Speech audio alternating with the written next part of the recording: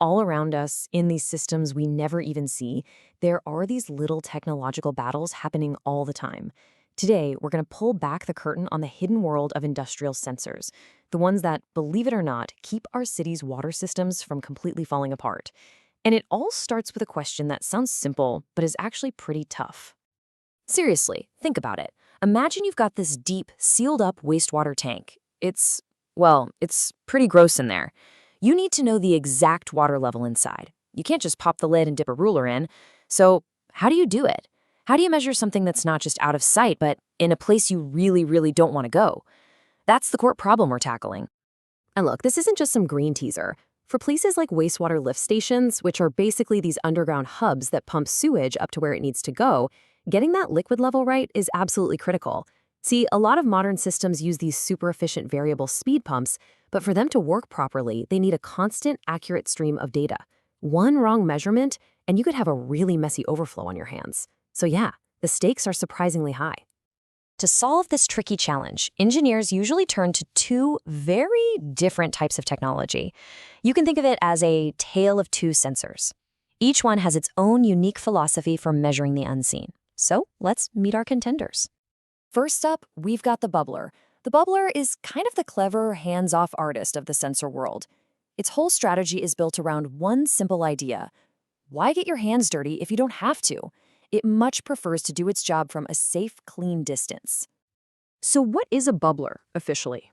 Well, a bubbler system doesn't actually measure the water directly. Nope. Instead, it measures the pressure it takes to push a little stream of air into that water. It's totally indirect, but it's a really smart way to solve the problem. Let me show you how it pulls this off. Okay, just picture blowing through a straw into a glass of soda. The deeper you put the straw into the drink, the harder you have to blow to make bubbles, right? The bubbler does that exact same thing, just a bit more scientifically. A compressor pushes air down a tube that goes into the tank, and a sensor up top measures the back pressure. The amount of pressure it takes to make those bubbles tells you precisely how deep the water is. It's that simple. And the best part? The sensor itself stays high and dry. And this right here is the bubbler's brilliant advantage. All the expensive, sensitive parts, the electronics, the sensor itself, they never have to touch all that nasty wastewater. They stay clean, they stay safe, and they still give you that continuous data you need for those fancy pumps. Plus, changing the settings is super straightforward. But this hands-off approach, it's not perfect. There's a catch when you rely on a long tube of air to do all your dirty work for you. The system's Achilles heel is that airline. Even a tiny pinhole leak somewhere in that tube can mess everything up. It causes the pressure reading to drop, which tricks the system into thinking the water level is way lower than it actually is. And that tiny error can throw the whole operation out of whack. All right, time for our second contender, the pressure transducer. Now, if the bubbler is the clever artist working from a distance, the transducer is the tough frontline worker. Its philosophy is the complete opposite. To really know the water, you've got to get in the water. Officially, a pressure transducer, sometimes called a hydrostatic level sensor, is all about direct measurement. There are no bubbles, no air tubes, nothing indirect here. This sensor literally dives right into the liquid it's supposed to be measuring. You know how you can feel the pressure on your eardrums when you dive deep into a swimming pool? This works on the exact same principle. The transducer is lowered down into the tank, and the weight of all the water above it pushes on this really sensitive diaphragm. That physical push is instantly converted into a clean, direct electronic signal that tells you the water level. So the big win here is the purity of that signal. Because it's a direct measurement, there's no air pressure to convert, and more importantly, there are no air lines that can leak.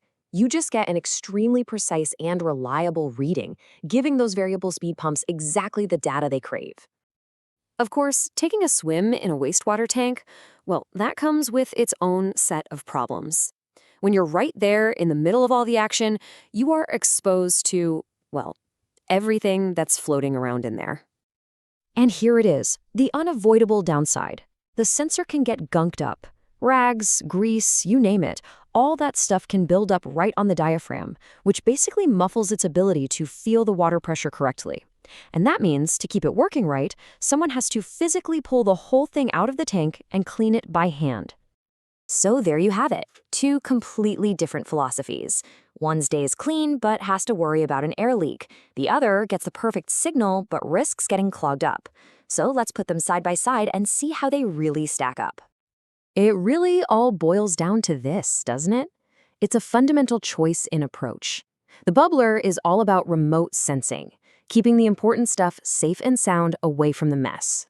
The transducer, on the other hand, believes in direct contact, getting right to the source for the most accurate measurement possible.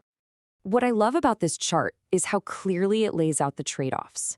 Just look at that last row, fouling susceptibility. For the bubbler, your biggest enemy is an invisible air leak you have to hunt down. For the transducer, your enemy is very visible, physical grease and rags clinging to the sensor. You're basically choosing your problem.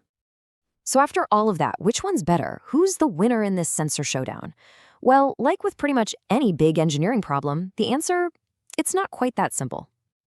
This quote from our source material just nails it. It really gets to the absolute heart of the decision.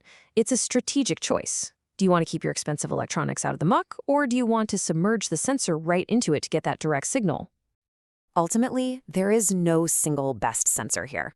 It all comes down to what kind of maintenance you'd rather deal with. If you want to avoid sending a crew into that wet well to clean a sensor at all costs, you probably go with the bubbler and just make sure those airlines are rock solid. But if you value that pure, direct electronic signal above all else, and you're okay with periodic cleaning, then the transducer is your go-to. And that kind of wraps it up. It really makes you wonder, though, doesn't it? Every single time you turn on the faucet, you're relying on this whole hidden network of technologies just like these, each one a solution to a tricky problem. So what other invisible systems do you think are working silently all around you right now?